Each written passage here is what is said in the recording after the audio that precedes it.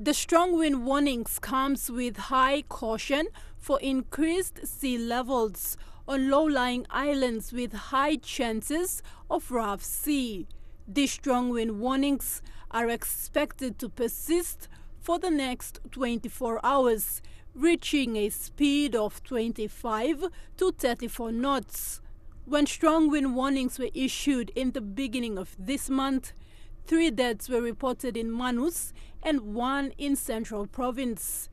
In Manus, a dinghy carrying 30 passengers capsized between Lorengau and Pitilu Island, killing 3 children. In Central, a man and his wife went fishing during the strong winds, and the man was washed away by strong currents.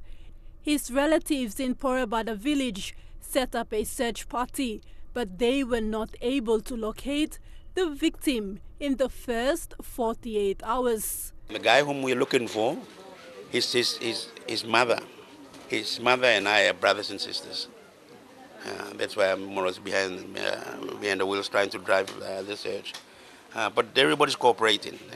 We hope others will come in and help try to locate the body.